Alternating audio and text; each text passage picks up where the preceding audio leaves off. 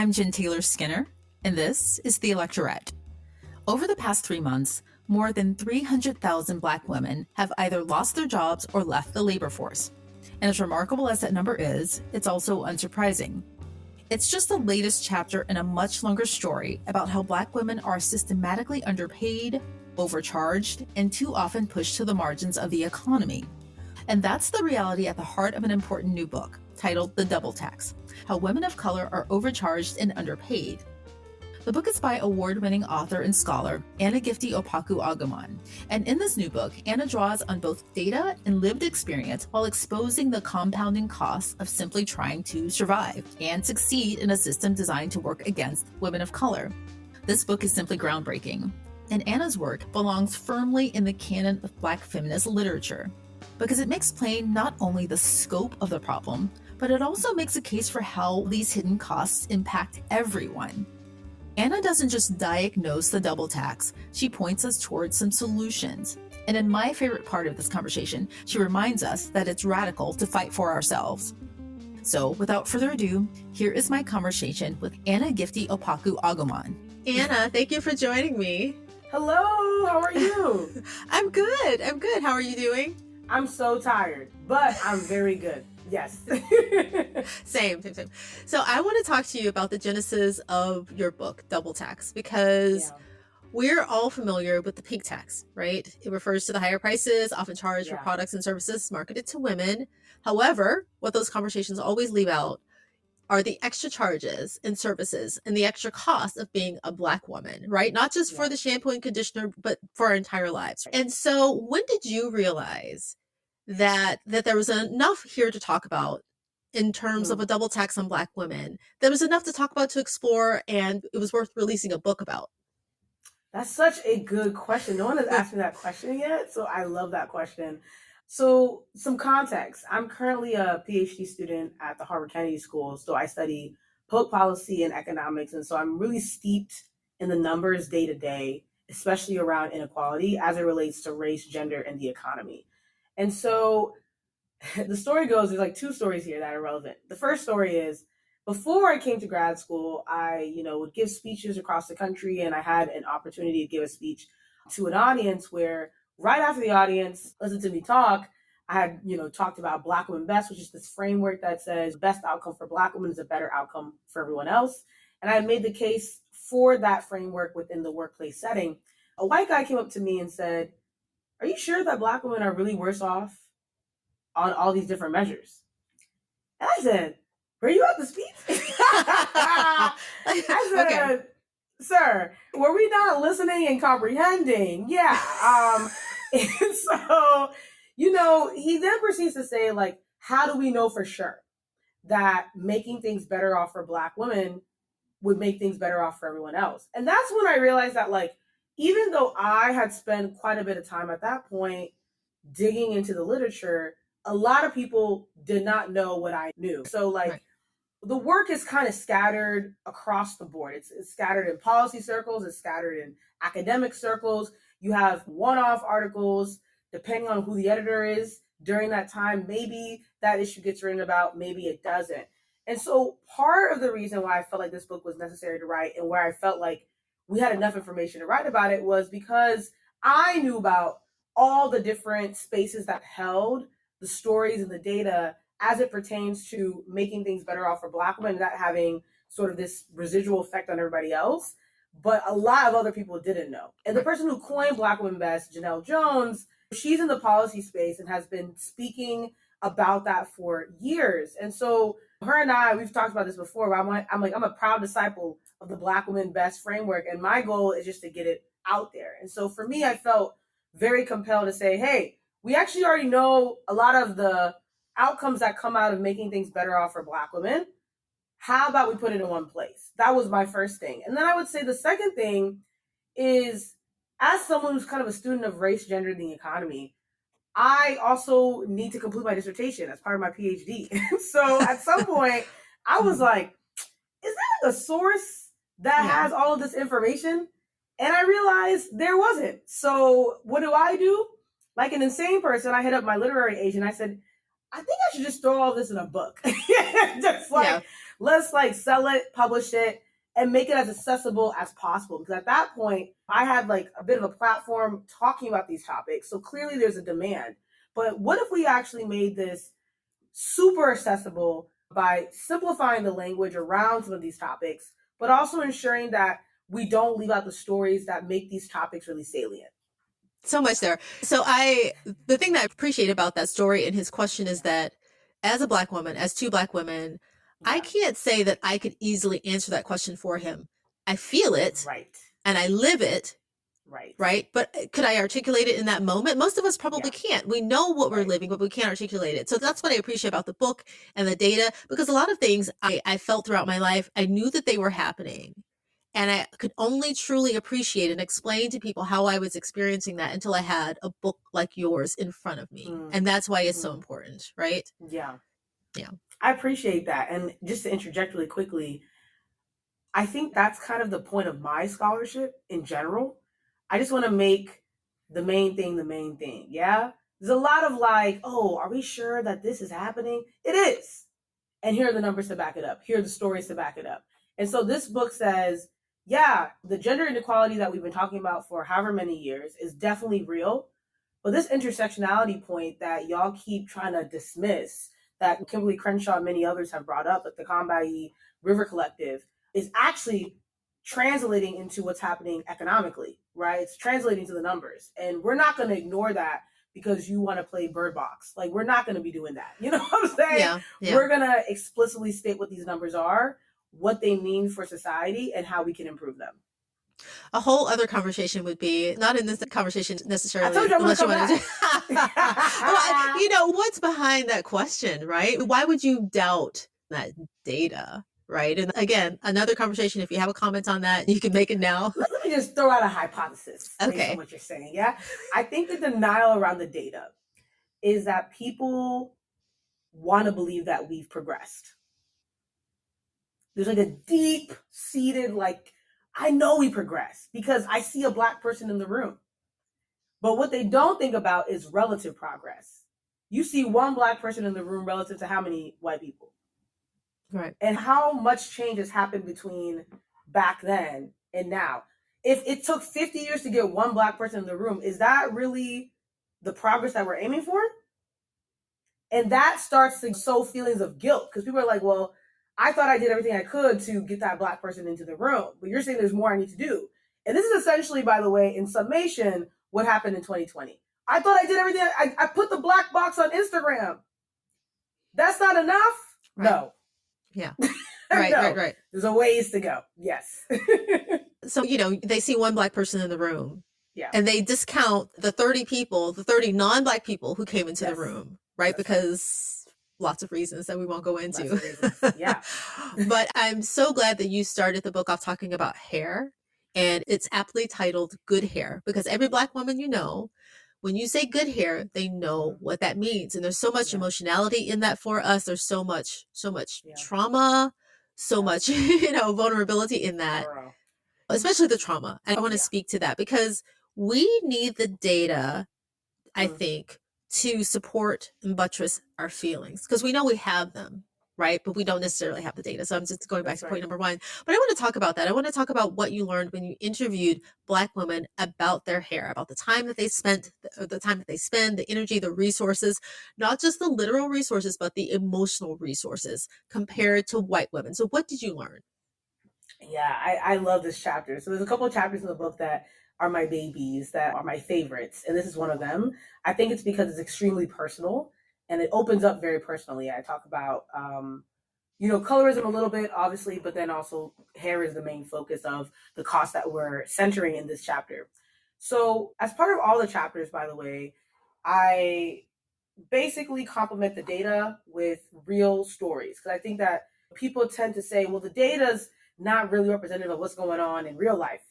And real life is not really representative of what's going on in the data. And so when you put both in front of people, there's little room to deny what's actually happening, right? And so what I learned from the Black women, and by the way, it was Black women and girls. So fun fact, the first chapter I wrote was Good Hair. And I got to interview high school girls, Black high school girls and white high school girls, about how they think about beauty. broadly. And so that's where the conversation started. And I remember going into it with some priors, thinking like, okay, they're probably going to talk about how it's really hard to find their skin shade, how it's really hard to find like certain products for their complexion, etc. And they might also mention hair. Turns out, in a conversation with 7 of these girls, they all kept emphasizing how expensive getting their hair done was. And I'm being like, I wasn't expecting this to be the cost. But of course it would be. Duh. Just like I'm thinking about my own life, right? And so the emotional cost that they emphasize is kind of echoed across the Atlantic. So it's not only in the US, but you see this in the UK where there's a lot of shame that Black women carry with respect to our natural hair, right? And I think that's why the natural hair movement a couple years ago was so revolutionary when it first started, because it was saying 4C hair is okay. You can walk outside and not feel ashamed of what naturally grows out of your scalp. And of course, there was a bit of a hijacking of that movement, I would argue, where certain curls were more accepted than other curls. And that's kind of developed into a reversion of sorts. But like initially, it was really about reclaiming, what does it mean to be fully Black? And that includes our hair, right? I tell a story in there about how, and the girls also echoed this, how like I got my first perm when I was like maybe 7 years old or something like that. And I remember that day very clearly, actually. Yeah. I remember sitting down for the perm. My mom was so excited, right? Because what people don't understand is like the view of good hair is generational, right? And there's a lot of like trauma that gets passed down around not having good hair. And that trauma then gets reinforced in the kinds of ways that you practice getting your hair to look good or taming your hair. And so sitting down to get my first perm, I remember the Just For Me box. Fun fact, none of those girls had permed their hair, by the way. They were all natural, y'all. Right. They had never permed their hair. Anyway, so Just For Me box. I saw the way the Just For Me box, for those who don't know, is it's like a perm box. So you have the product. It's usually a white product. You have the wooden stick. They usually have a shampoo that's in a plastic, conditioner that's in a plastic, and maybe a little bit of oil if you want to get fancy, okay? And then, of course, they're putting chemicals on your hair. As a child. So they got to protect your scalp. Yeah? So I'm sitting there, and I'm like, maybe I'll have good hair. I remember thinking this as like a 7-year-old, 8-year-old, because I went to school with white kids. So I was like, okay, but after they put the product in my hair, it's gonna flow in the wind like these white girls that I go to school with. And I think that again kind of goes back to shame, right? I feel current shame, but I'm hoping not to feel future shame. And so that's why I'm participating in this process that ultimately could be damaging to me in the long run. You know what's really interesting about you describing that box? Because I had the box. I won't even tell you what I went through. The smell of the hot comb. Yeah, and the hot comb too before you're old enough to get the box, right? And when you open that relaxer box, it's Just For Me box or any whatever, I don't know what they use on me. I can't remember the name of it, but the smell of the chemicals tells you that there's danger here. Like this, right? Yes. that smell says I'm gonna kill you, like that smell. But actually, actually, exactly. But we go, oh, okay, let's put this on our child's head. And I'm not, I'm not knocking. I grew up with a bunch of women in my family who had cosmetology license. I was the guinea pig. I had the jerry curl. I had it all. So I do know that. But I want to talk to you about being in a private school and being in a predominantly white institution, because when I read that part of your book, it reminded me, because I always tell people, so you went to Head Start, right? And I think I did. I'm a proud alum. Don't defund it. Thank you. Yeah. And I think it's predominantly Black. So I went to Head Start too. Yes. So I went to Head Start. That's why we align. Period. Yeah, of course. But so here's the difference. I then went to public school in Memphis, Tennessee. And it was an all Black public school, all Black neighborhood. And it was wonderful, right? And when I tell people that story, I tell it proudly because I say, I felt safe. up until I was sent off to the white school, middle school, or the mixed school.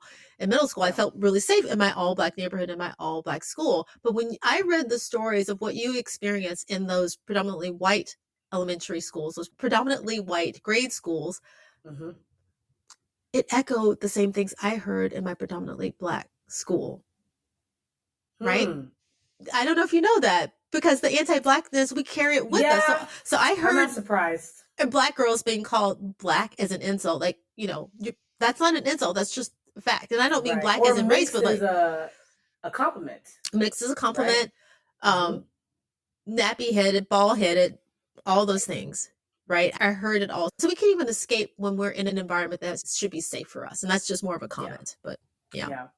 Yeah, I think I agree with that. The story that you might be alluding to, and you can let me know if I'm wrong. I mentioned my grade school experience a couple of times. And to be fair, my grade school experience for the most part was like largely good. But I would attribute a lot of that to my educators. I think my educators were phenomenal. Like just really, really grounded people. But there were a lot of moments where I remember, to your point about Black being an insult, right?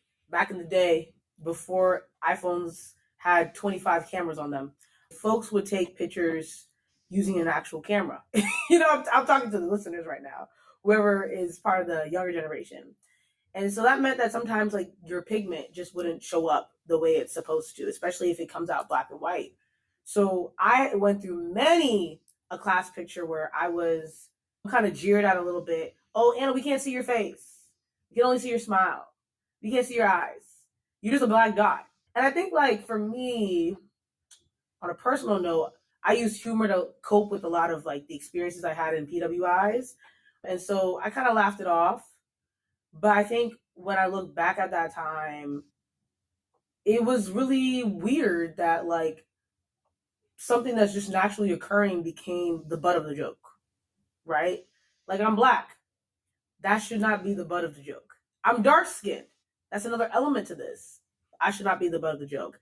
And going to that point, I open up the chapter, and that's probably one of my favorite openings in the book, where I said, I didn't have a lot of reminders growing up that I was beautiful. I find my mom beautiful. I find my sister beautiful. My sister is a bit lighter than me, just a note, right? But I was darker skinned from jump. And you would hear things like, don't go out in the sun too long, or, like just little comments here and there within the Black community from people who loved you. And ultimately, Lupita Nyong'o was like a canon event, actually for me. Yes. Yeah. And I know like Alec Weck was a canon event for her. I remember her talking about that at that time. But I think when I saw Lupita win like People's Most Beautiful, right, I said, "Whoa, yeah." Now hold on, now we're the same shade, And she's beautiful. Like we don't have the same build or anything, but like I was like, I see myself in her, and I imagine she would see herself in me. And around that time was also Tumblr was getting popular, where Black people were on Tumblr a bit more. Tumblr was like a blogging website. And I remember seeing this viral photo of a dark-skinned Black woman, my complexion. Her makeup was done really well. And I said, she's gorgeous. And I said, she also looks like me. And I think that was when I had kind of like a shift in, I don't think it's wrong to be Black. I don't think it's, a bad thing to be Black. Right. But like, the messaging is that there's a right kind of Black, and even that right kind of Black is still wrong. Yeah. And so how do you kind of, how do you unlearn that? Like, that's actually a very tall task that, as we can see from internet comments, people are still unlearning, right? But it's actually really important for your own self-identity and your own confidence and how you move through the world. And I think like when I realized, like desirability is possible, being attractive is possible. Even if I'm dark skinned, there's ways in which I can kind of leverage that and that be part of the package of beauty that I offer the world. And I think that is something that's really internalized at this point. And I remember Dr. Cotton, Dr. Tressie McMillan Cotton, whom we are both fans of. I know she wrote an essay a while back, and it was before I really like got into sort of the world of like op-eds and policies being discussed in the open like that, where I know she had talked about how she's not the beauty standard. And I remember I wrote something in this book that alludes to what she said, which is, I was like, when people think about who's beautiful, they do not think about me. I know I'm beautiful in my own special way. Thank you for the compliments in advance, whatever. But if you look up beautiful women on Google, a lot of those images are going to be fair-skinned. A lot of those images are going to be white. Or like, we're diverse now. So maybe fairer, but like white and Asian or whatever. White, Asian, maybe Latino. But you're not going to see a lot of dark-skinned Black women my complexion. And so I think that whole thing is ultimately getting at what you were saying around, is it wrong to be Black in certain spaces? Yeah, that's kind of how I felt growing up. But there was a moment where I started to think differently because of the Black women who started to own their Blackness openly in their spaces. So even our language is still, you said something, and I'm trying to remember what you just said a few minutes ago. You said, even if I do my makeup right, or something like that. Like, even we put caveats on ourselves, right? Just that language, being apologetic. At least that's how I took it. Like, we're still apologetic for being in the space and asserting our attractiveness and our beauty the way we are, right? Yeah. And I struggle with that on a personal note. I went to a wedding recently and I felt a bit uncomfortable because the dress demands attention. And I didn't really want to. I was like, I'm not getting married. So I was like, I don't want to be demanding attention. And when my friends was like, girl, like, you're beautiful and you should just step into that and own that. And that's something that, it's a lifelong journey. But I think ultimately, going back to this chapter, it really does begin with like messaging that says at default, you're not beautiful. And so you have to kind of work your way out of not being that. And having to fight that messaging that's constant, might I add, both implicitly and explicitly, is a fight. It's a dog fight. Right. Yeah. I just want to make this reference for people who are listening who don't know, because they haven't read the book. But the Lupita Nyong'o story was when she won the Oscar, I think. That's one of the stories. Yes. And she comes on stage. And the thing that struck me about how you wrote about this is that she looked like Cinderella to you. You never hear Black women being equated to Cinderella or princesses or anything like that. And dark-skinned Black women with natural hair. And that was the thing. And so she touched you. She touched all the Black women, I think, and little girls who were watching her. So I just want to make a reference to that story. Yeah. I love that line a lot. I think I say something like, she looked like Cinderella and she looked like me. And then that was the moment for me. Yeah. I cried at that speech. It was a really good speech. Yeah, I remember that. I want to go back to the pink tax for a minute and how it relates to the double tax and products specifically in the store. Because I was thinking about that. I was thinking, we all, again, it's one of those things that we all experience. And we don't articulate, or we're not even conscious of the way that it makes us feel. So when Black women go into a store and there's a corner in the hair section, like that has like a bottle of a jar of Pro Style gel, and that's it.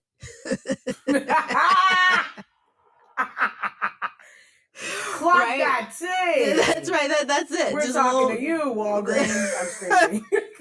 And there's nothing for you. Yeah. And I did not realize until I read your book how, and I don't want to be dramatic about it, about how traumatic it is to go into a store and have this message communicate to you in such a small way that there are no products here for you because this place was not meant for you.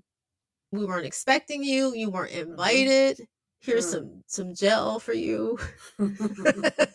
Right. Even when my friends was like, gel be anti-Black because it's about your edges.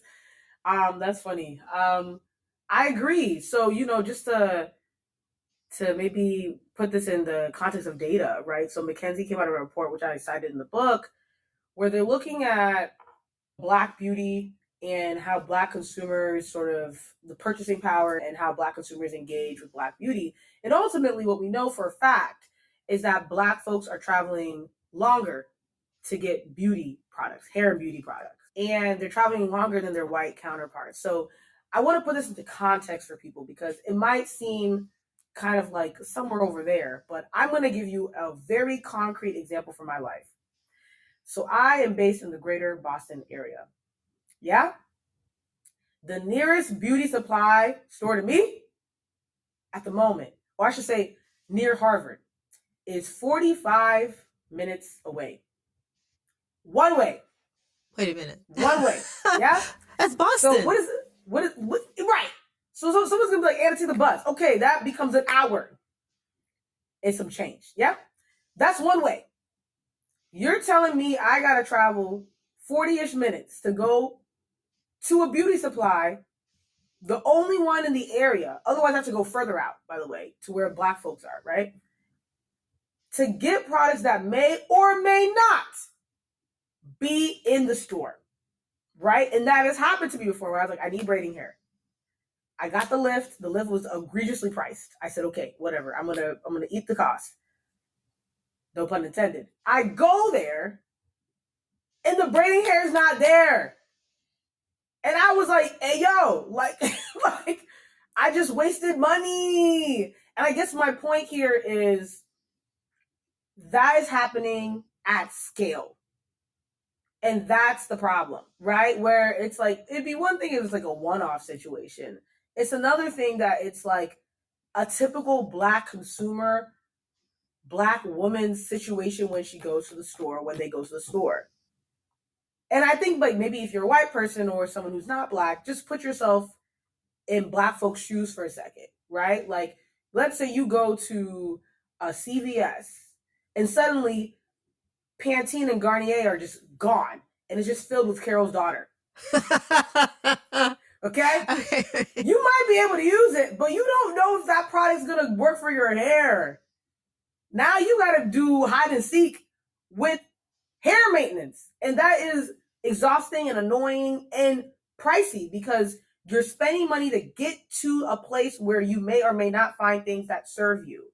And then to Jennifer's point, it's this idea of like, when you get there, they may have a section, but like that section is clearly not thought through. So you're coming in there looking for products, you can't find your products, and they're gonna slap you in the face and be like, go ahead and get some cheap looking edge cream for good measure, which is crazy. And I think the thing that I learned during this process was that when I say women of color, right, obviously, you know, people have a lot of very strong opinions about that term. But the reason I had to say that for this book is that it's not just Black women that go through some aspect of the double tax. I would say the double tax is this idea of racial minority status and gender, right, compound to create this sort of cost across different stages of life. And this is misogynoir, if we're talking about fully experiencing this for Black women. But I would actually argue that other women of color face this at varying degrees. So I remember we were talking to some Asian American women, and they said the same thing. They said the products that they advertise for white women do not work for our hair. Our hair is a different texture. And so we also have to do the same sort of, test, doesn't work, put it back, try test again to find our products as well. Now, granted, it might be a little easier for them because those products are more catered towards hair that's like theirs. But they're still going through the same sort of try and test period that we're going through, except we're incurring the bigger cost because they're not even considering us in the lab. I just want to say, because I was thinking about that, I'm glad you're looking at this through an inclusive lens, right? An intersectional lens. But I was thinking that this is a specific tax, thinking of hair only, that other women of color don't incur, but they do to some extent. Yes. So that was really helpful for me. Yeah. But I think Black women really do incur it. And like we know from the data that we're spending around like 20 cents more per ounce. So if that were to really translate, I'm going to go ahead and look at my numbers here, right? The annual average cost of buying shampoo, buying conditioner 7 times a year from leading brands. For white women, it's about $144. For Black women, it's $207. And I'm being kind of generous here. I'm saying we're looking at leading brands, but we know that Black women products, oftentimes, we don't use the leading brand. We use Pattern, we use Sienna Naturals, we use Carol's Daughter, Adjoa, all these other Black-owned brands. One, because we want to support the business, because those businesses already don't get enough funding and investment. But because they're smaller businesses, usually, they're going to upcharge. They have to make up some of the difference of the cost of creating the product. And so already we're paying more. And then if you go to the store, they may or may not have Pattern. They may or may not have Carol's Daughter. So you're now having to travel across the 7 seas to find products that work for your hair. And you know that those products are already going to be priced higher. Of course, if we're cutting across gender lines, just looking at white women and white men, white men, they can just do some Old Spice. They're good to go. We know there's a pink tax on shampoo specifically across gender lines. And so it's like this pink tax plus this additional black tax, so to speak, or racial tax. And that's what creates the double tax here for Black women. And what people should understand is that the cost is compounded. And I know you've mentioned this. Yeah. You have the literal cost, the cents on the dollar. Yeah. And then you have the cost in time. If you talk to a Black woman, getting her hair done is a whole event. It's a marathon, a whole event. You have to find the hair. It can take up a good 2 days of that visit, just finding the products that you need, getting to the hair place, right? Yeah. So that, and that leads to career, spending all this time and money, time is money, right? Yes. Yes. And there's a part of this chapter that, in earlier drafts, I had the data, but I decided to leave it out just because I wanted to really center other people's work, namely. But I remember back in the day, nowadays when we get our hair braided, you can kind of be on your laptop, that sort of thing. But I'm just thinking about back in the day when I had to get my hair braided during, it was during the school year. I had to plan that joint out. Taught me time management, yeah? I knew I was going to be sitting in that chair for 7 hours. So that meant that the homework I needed to get done had to be done before that because I was about to lose half of the day or a fourth of the day to just doing my hair. And if we're thinking about that scaled up to adults, if you can't work, right? If you have to go into work to work and you have to take some time off, that's lost wages. You're literally losing money because you have to do your hair. And the gag is, if you don't do your hair, you might lose your job. There you go. And so that's this is the double tax where it's all the women have to subscribe to some level of beauty standard, but the implications for not subscribing are harsher for Black women than for any other group, where it's if we don't do our hair, if we come in with a different hairstyle, people say, wow, your hair grew overnight. I had someone ask me that when I was in kindergarten, talking about my braids were to my butt, and they were like, wow, your hair just... And I said, you're 45. You should know better. You know what I'm saying? Yeah. That doesn't logically make sense. But that being said, it's lost wages, it's lost time, and it's also just a cost on effort and energy, having to sit there. And even for the Black woman who's usually going to be braiding your hair, there's costs that they're considering too that I think folks have been going in on stylists, and I completely understand that. I also think it's important to recognize that they're facing their own economic barriers as well. So they're balancing these costs that they deal with because they're Black women, in addition to maybe costs that they might be dealing with because they're Black women in business. And so there might be other things that they're dealing with that further add to why they have to charge you X amount of dollars. Though I will say some of these prices are egregious and should come down. Yes. Yeah. But when you think about, so the thing is that this is necessary to go into the job market, to assimilate, if you will. Even the natural hairstyles, all of the things that we do to natural hair, even the braiding, the twist outs, that's all to make our natural hair look more presentable in this white beauty-centered world.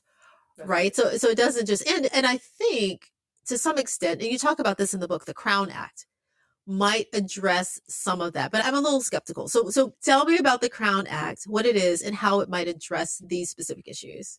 Yeah, so the Crown Act is this piece of legislation that's been passed in a couple of different states. And it says that, there's a ban on discriminating against hair, right? Hair type specifically, more specifically than that, Black hair. And the question is, why does this even exist? Well, technically, as of right now, we hope, right, this maintains, it is illegal to discriminate on the basis of race, sex, I believe, religion, and a couple other things, right? But that doesn't cover hair. So now hair becomes a proxy for race. And that is ultimately why you would want some piece of legislation to also encompass hair. And so you might be wondering as a non-Black person, well, if that only deals with Black people, how does that benefit me? Well, this is kind of the slippery slope of policing people's natural looks or how people show up in the world naturally.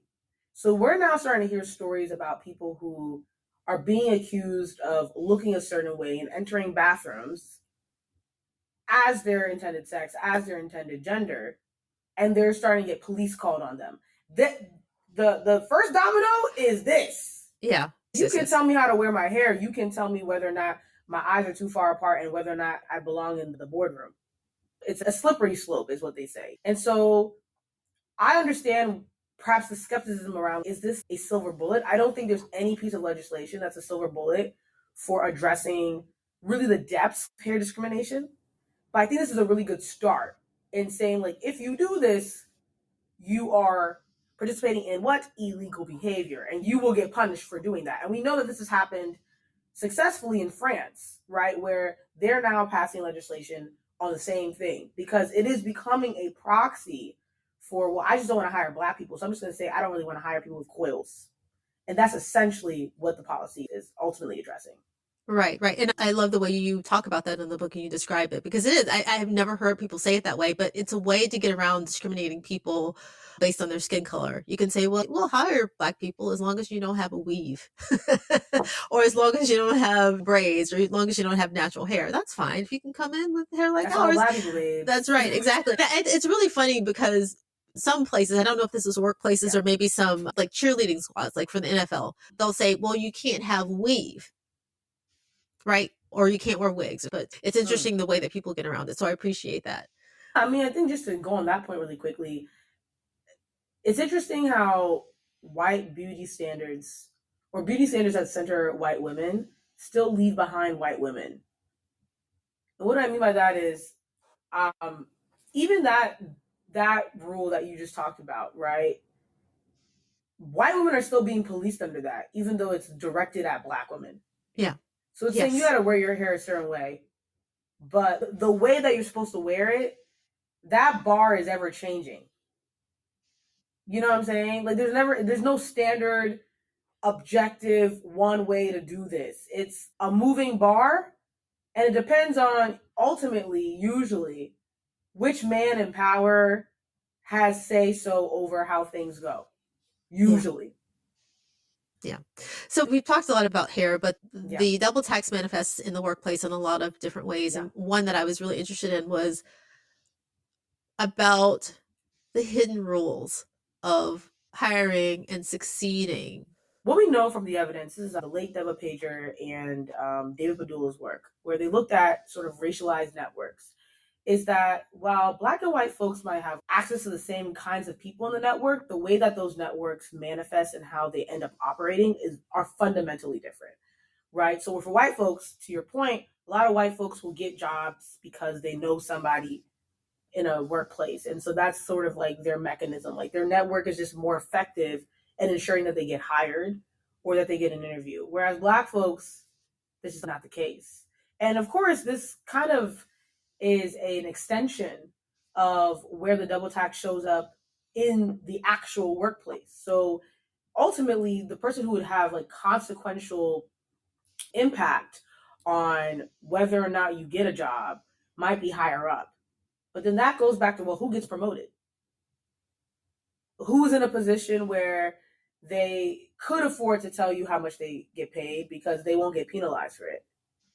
So it's like this trickle-down effect where it's like, you know, Black folks don't get screened in.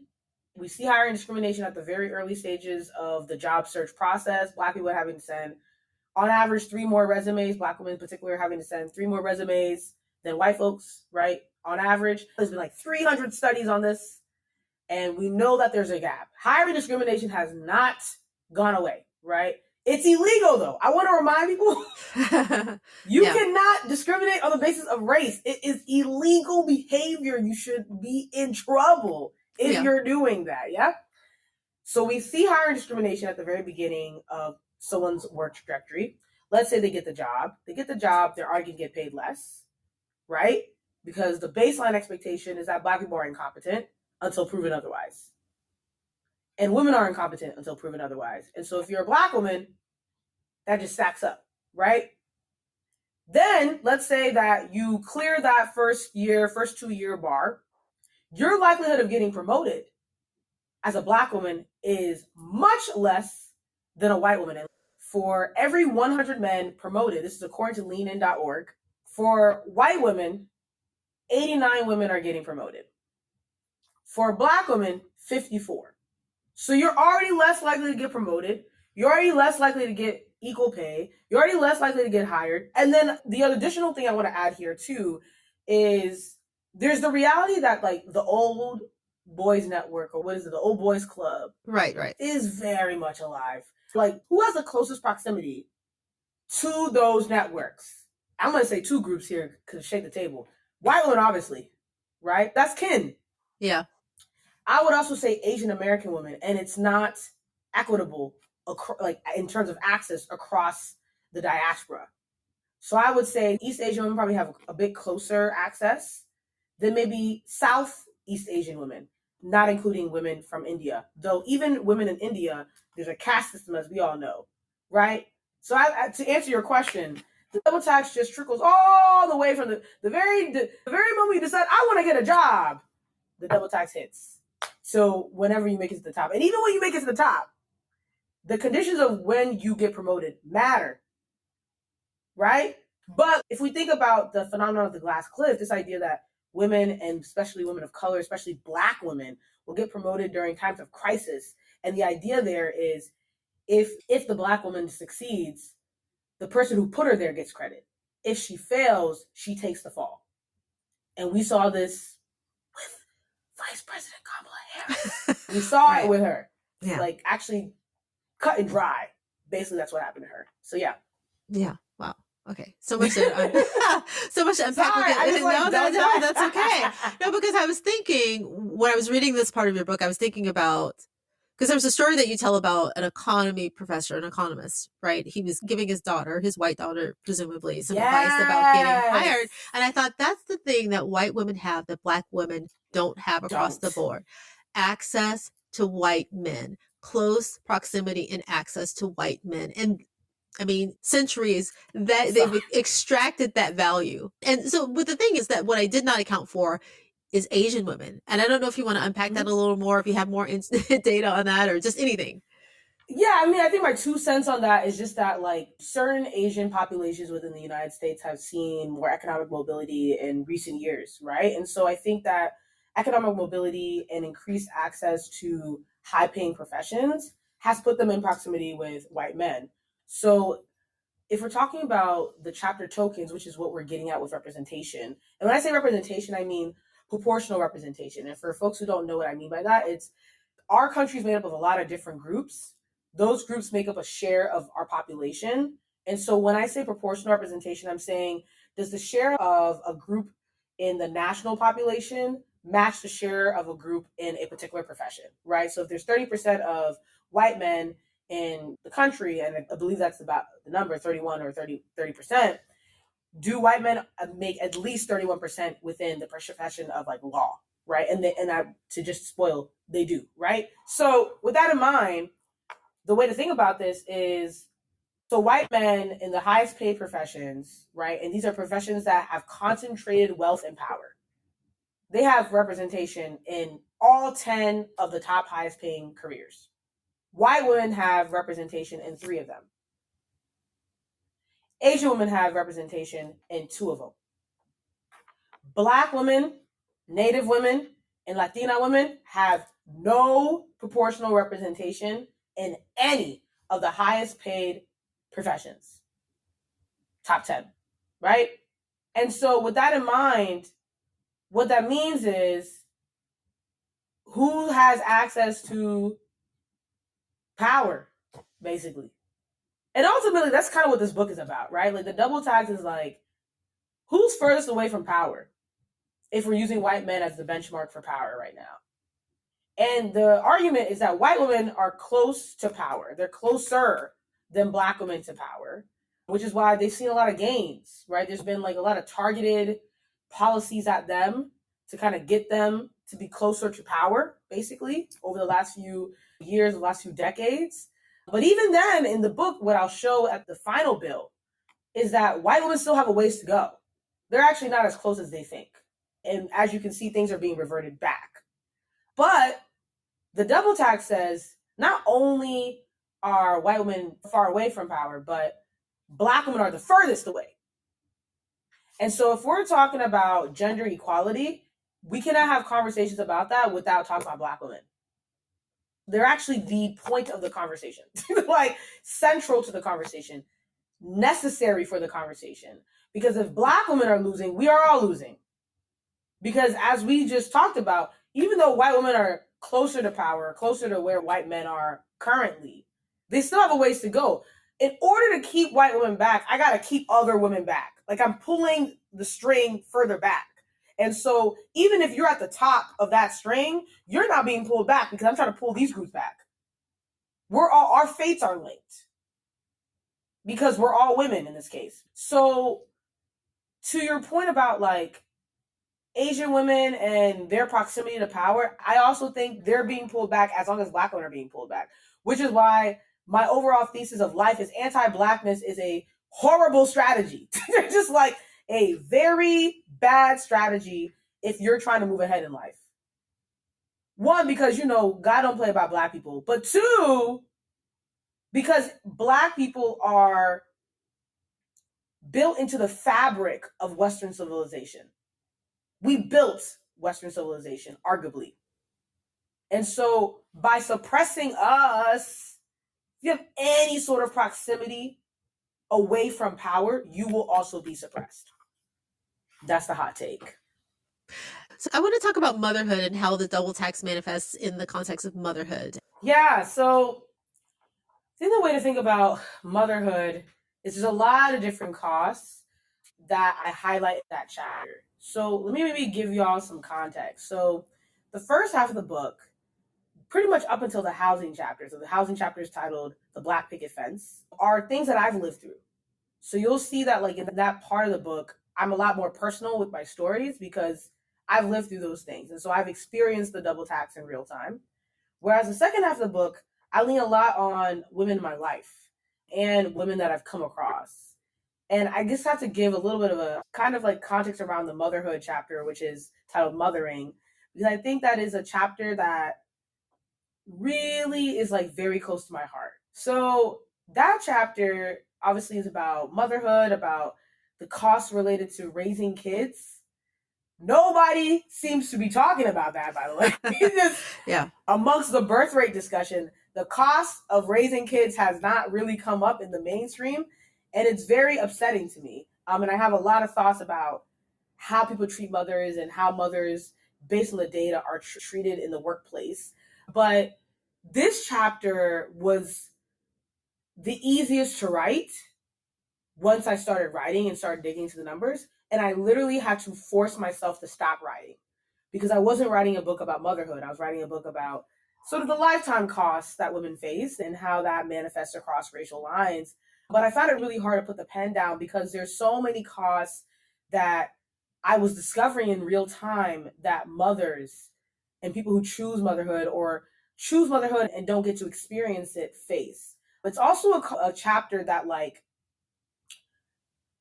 really made me empathize with my mom and my sister who's a mom. Because I remember I had a conversation with my sister once. She's going to hear this podcast and be like, Anne, why'd you tell the story? But it's because I was very out of pocket. Here's why. So basically, my sister has my two nieces. They're back to back and they're below the age of 5. I love them, Yaya and Gigi. And so my nieces are extremely they're like me when I was a kid. They run everywhere. They be running. It's given the spirit of, Sha'Carri Richardson. Yeah. So they're running around the house and we're talking about childcare. And I said, Ellen, why don't you just hire a nanny? And she was like, hire a nanny. And I said, well, don't you need help with childcare or whatever? And she's like, I don't think you know how much a nanny costs.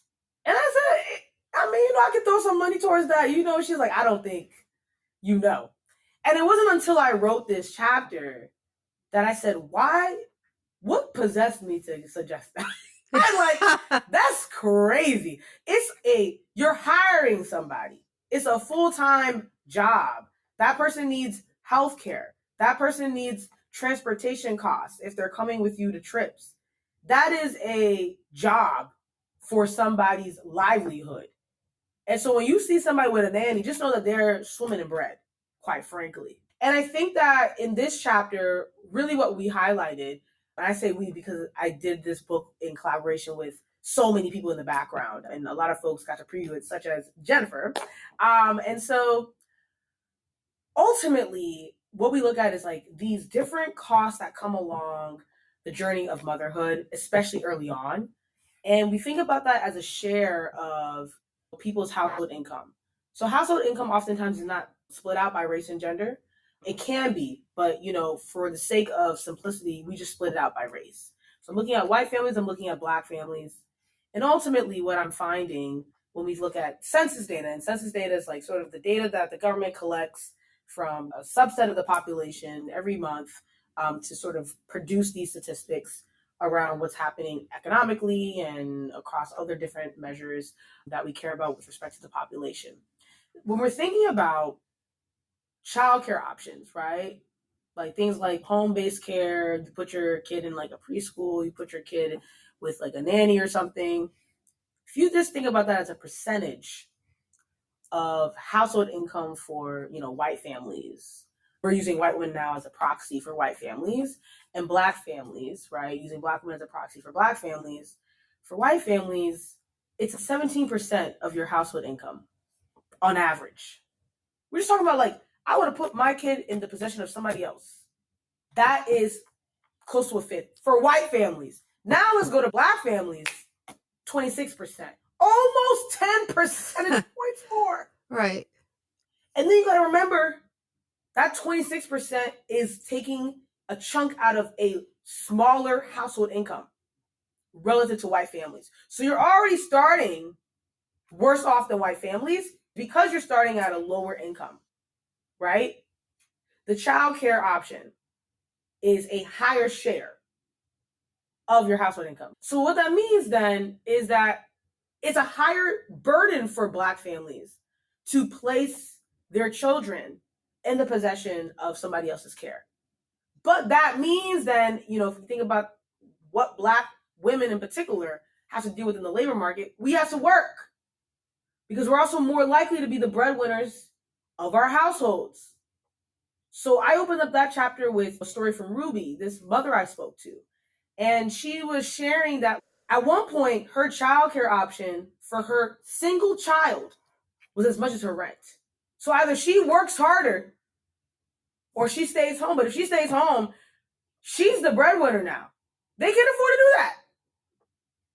It radicalized me. You know what I'm saying? Yeah. I called my parents. I said, yeah, like, y'all might get 2 kids out of me, but like, one is where we're stopping. Because that's an investment. We know it's closer to $300,000 to raise someone now from 0 to 18 years old. That's not including college, y'all. That's not including college. And you now have to really go to college because the way AI is going, the way technology is evolving, in economics, we call this skill bias technological change. This idea that the way technology evolves is complementary to people who have higher levels of education. So if you want to have a job in the future, your kid might have to go to college, but college is expensive. And raising your kid to age 18 is expensive. And you're already not making a lot of money because of racism. So where does that put you? That's the double tax. Yeah. And I guess my takeaway from that story was, I feel like people punish women for choosing motherhood and people punish women for not choosing motherhood. You get punished either way. And I think that's what radicalized me. I was like, wow, hopefully by the time this comes out, I'll have an op-ed about this. But the title of the op-ed is Society Hates Moms. Yeah. It does. Yeah. You guys don't like moms. You don't. Yeah. You pay them less, you hire them less, and you promote them less when they choose motherhood. And there's a lot of evidence to back that up. Yet you're pushing people towards this path where they're going to be punished by the labor market, they're going to be punished by society, and they're going to be punished in their pocketbooks. And the thing is, like, my generation, we're not stupid. Not saying that generations in the past choosing mother were stupid, but I think that was out of like necessity. People want to have kids. That's your choice. But it's like we are looking at all the information together and we're saying, is this really a path that is good for us? Because if you're not changing the structure in which mothers are living in, why would we then choose this thing where the structures are destabilizing our lives and uprooting our dreams and our desires?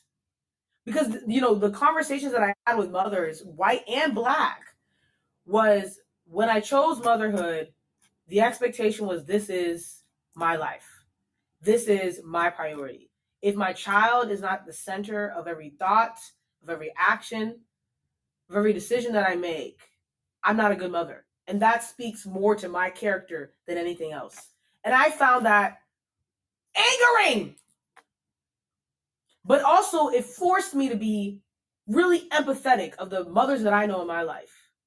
I think the judgment that we cast on mothers, it's unfair. We do not treat fathers this way. In fact, there's a little bit of evidence, as I talk about in the book, that fathers actually benefit from having kids. People have more empathy for the dads. The stories that we heard from the women that we talked to is that the dads aren't bearing the burden of childcare at home.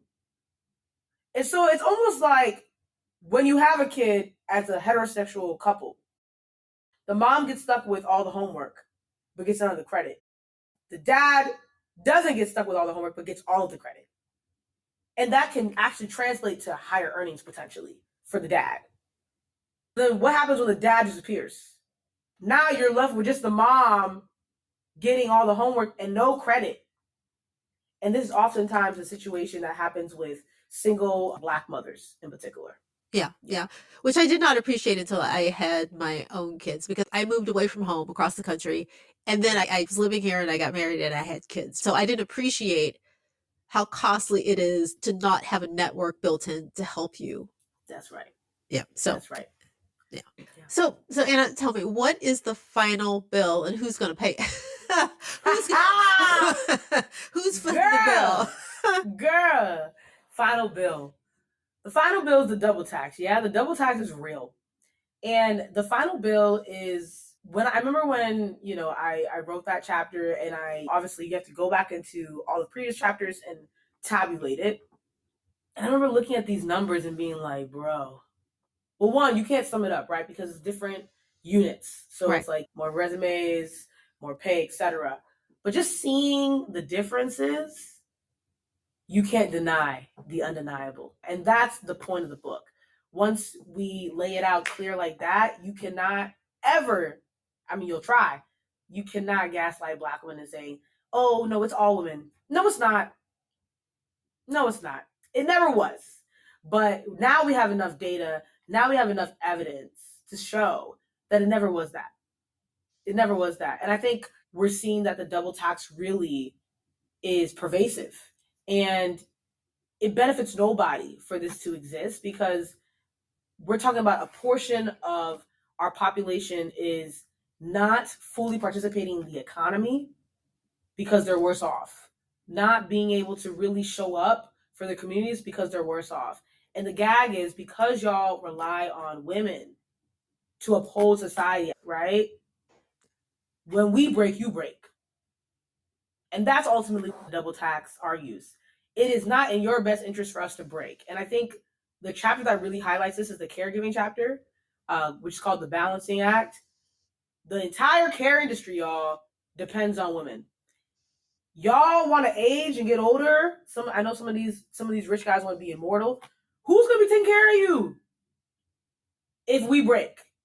And that assignment of taking care of us does not begin when it's convenient for you. It has to begin all the way from when we're children and we're dealing with beauty standards and we're trying to navigate that, through when we're starting to negotiate our first paycheck, through when we're trying to get a promotion. It all is connected.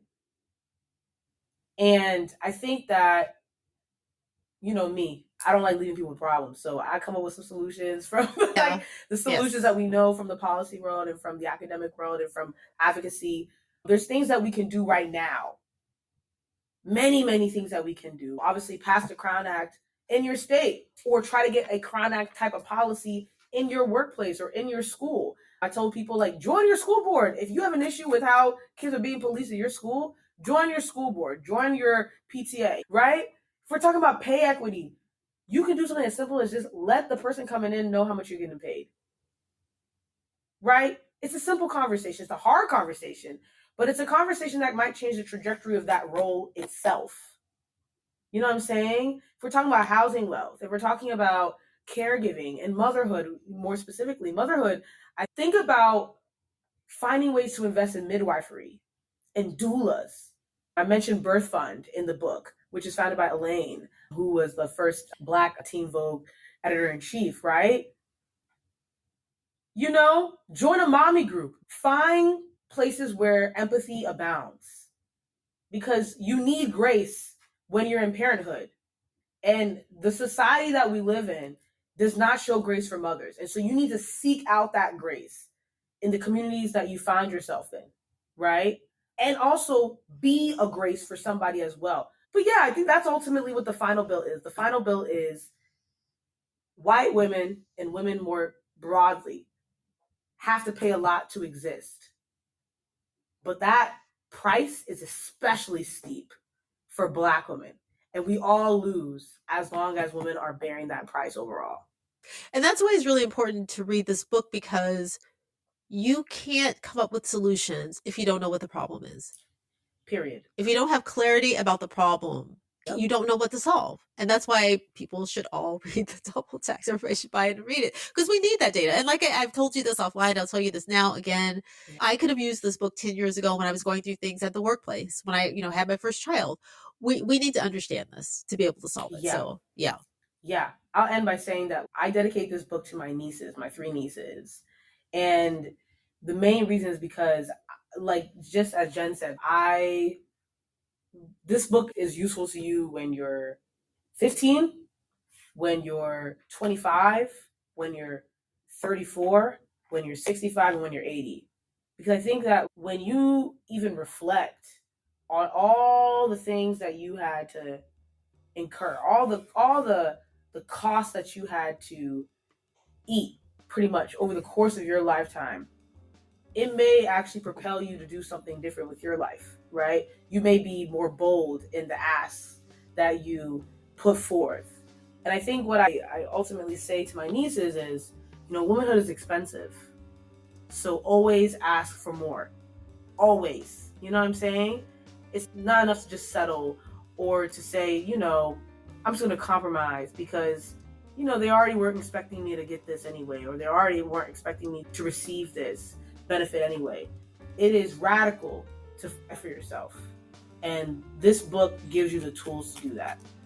I love that. It's radical to fight for yourself. I love that. That's the perfect way to end it. That was a sound bite. That's the title. That's the title of your next book. That's the title, period.